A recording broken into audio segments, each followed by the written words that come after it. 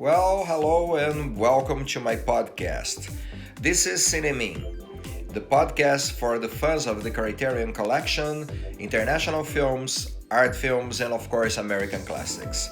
Please enjoy my channel. Hello folks, I'm Daniel Nobre and thanks for watching my video log. We've been talking about the movie you see right there with a very polemic scene with Harriet Anderson and Ingmar Bergman's Summer with Monika. Is a classic. Ingmar Bergman is from 1953. Not particular my favorite Bergman, but we're gonna talk about how this movie is so important in his filmography. And also, I have here the Blu-ray. This is the insert that comes in the Blu-ray. Okay, just to show you the ink art. There's Lars Ekborg and Harriet Anderson and there she is here. Nice pictures, nice booklet by very nice this Summer Dreaming by Laura Hubner. She gives some appreciation and more insight about this film, which is very important again in a filmography of Ingmar Bergman. And just to show some nice images from the booklet, there's Lars Ekborg again. There's Jean-Luc Godard talking about the film. It is also here in this insert. And of course, this beautiful scene here in photograph for you to appreciate it. Just to remember, this movie is part of here, the Ingmar Bergman's Cinemin, okay? This movie is also inclusive in there because it's an important Bergman film. Okay, now we're gonna be watching the film a little bit and we're gonna do my review and stay tuned. Thank you. Okay, this is 1953.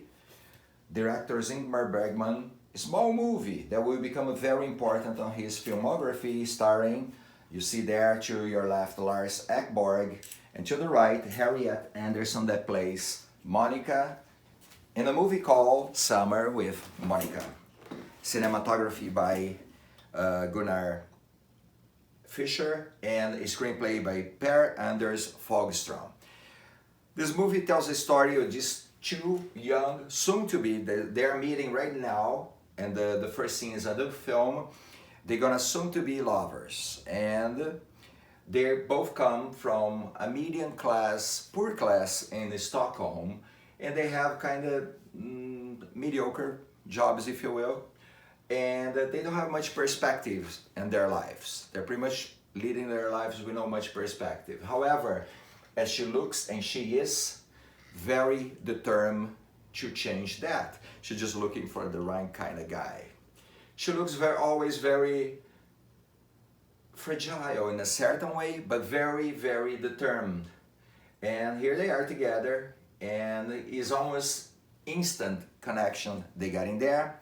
As a film, it will tell the story of these two young and soon-to-be lovers, Monika and Harry, and they're from one point in this film they're gonna decide to quit their lives and change completely their relationship. And as they straighten up the relationship in between them, of course, they're gonna lead for a different lives. So let's progress a little more the movie and take a look in the character's life. So you see, there's Monika's leaving her house, and you can tell they come from a medium class, poor background. But that's part of the charm. She's always looking very simple and beautiful. That's one of the reasons that Ingmar Bergman chose. He saw her before in a different movie.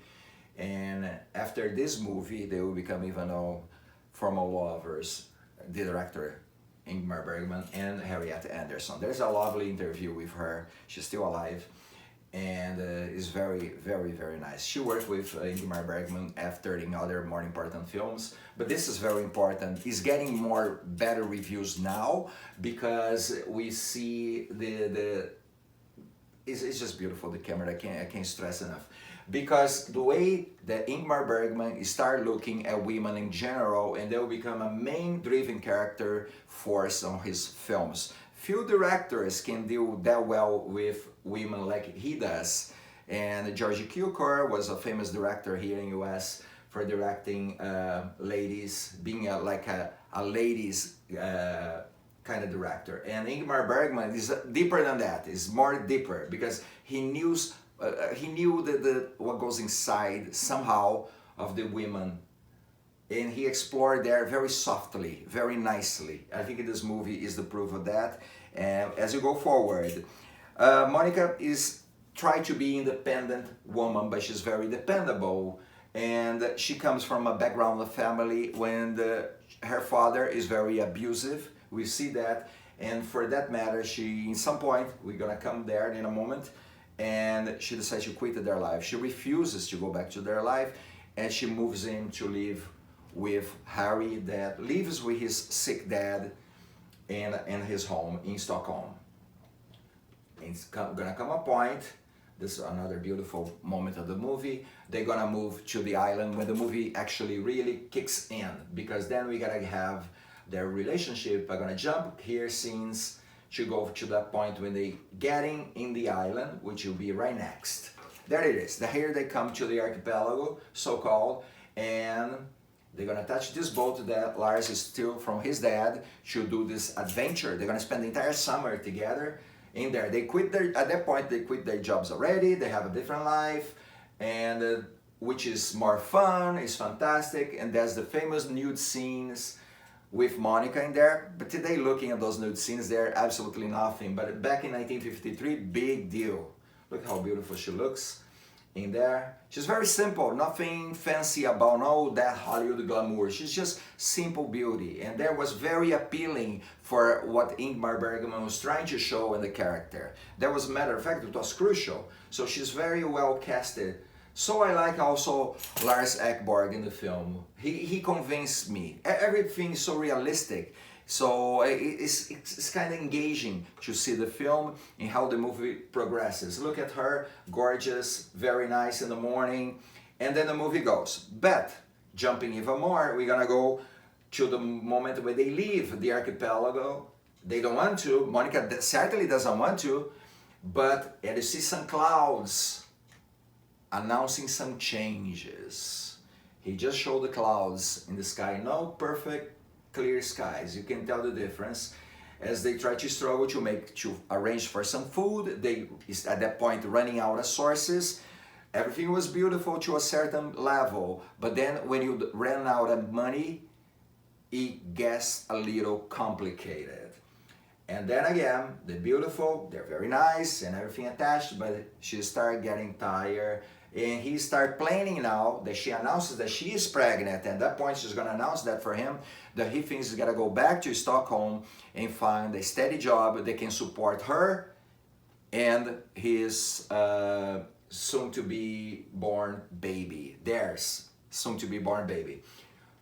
As we progress more, and they're still having fun in the archipelago, but now comes the change. They're eating mushrooms again, forever and ever, until she can't stand that anymore. So they decide to go to any local village and steal some food, some decent food. And that gets a little more complicated because then after that, they gotta leave the archipelago, and the only way back is going back to Stockholm. When that happens, they go back in the boat, they're gonna ride a boat, and we see more the storm and the seas. That is just perfect, because that shows that everything has been changing in their life at that point. Everything is taking a different turn that we are not expecting. They certainly not expecting that is gonna take place. Look at Monica now, not too happy about all that. The fact that she's gotta go back against her desires to go back to Stockholm. Okay, now I'm not gonna go more in the movie. You're gonna watch this film, but I'm gonna show you one thing. This movie comes with one of the most interesting shots in Ingmar's filmography. And that's the close-up we're gonna get of Monica. And I'm gonna leave it with that. That close-up is so important because it goes the deepest part of the character without judging her. We cannot judge her. I don't think the director wants that. But you can have your thoughts about it. But you never judge her because she's trying to get that kind of freedom. She looks wonderful in that, and then here it comes a gorgeous close-up, fascinating character study that he portrays on her. And I'm gonna put a pause in there for you to see it. It's just gorgeous. It's it's provocative at the same time, makes you think about her character, her motivations, what's going on with her in there. Is just very, very interesting. That's before the 400 blows that Francois Truffaut made years later. And this close-up was unseen back then, the actor looking straight up from the camera. Well, don't get me wrong, Laurel and Hardy used to look at the camera and almost talk with the camera every time Laurel used to do something silly, but not in that level. So this is much more deeper than we think. I just think it's gorgeous. You can put it, frame it, put it on a wall, isn't it? It's really fascinating. Okay, now I'm gonna release a little bit more here, and then let's talk briefly about the supplements that I encourage you to watch. This, it is again, Spine number 614. It is also here, and the Criterion Ingmar Bergman's Cinema, of course. And as let's take a quick look at the supplements. That is, of course, don't miss the interview. Number one is the Ingmar Bergman introduction to the film. Watch that. Then you have here, for me the best, the interview with Peter Cowie, which is an authority in Ingmar Bergman films, interviews Harriet Anderson. And that interview took place 2012. And then the images from the playground talks about, it's a little bit some scenes that Ingmar Bergman made in his camera. And then finally, Monika Exploited. The movie came to the United States by producer Kroger Brab in 1955. Summer with Monika was cut down over a half an hour, added in English dub track and jazz score. And it was shown as Monika, the story of a bad girl. In an interview, Eric Schaeffer, author of Bold, Daring, Shocking, True, a history exploitation films 1919-1959, explained how director Ingmar Bergman's film became grist for the exploitation mill. Watch all this, enjoy the movie, and I hope you have a nice summer. I have mine here with Monika, and we can go wrong. See you next time. Thank you.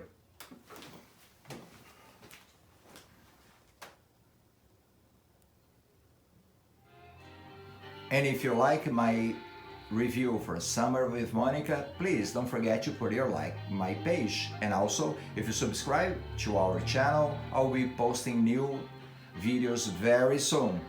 Thank you again. Signing out, I'm Daniel Nobre. Thanks for watching.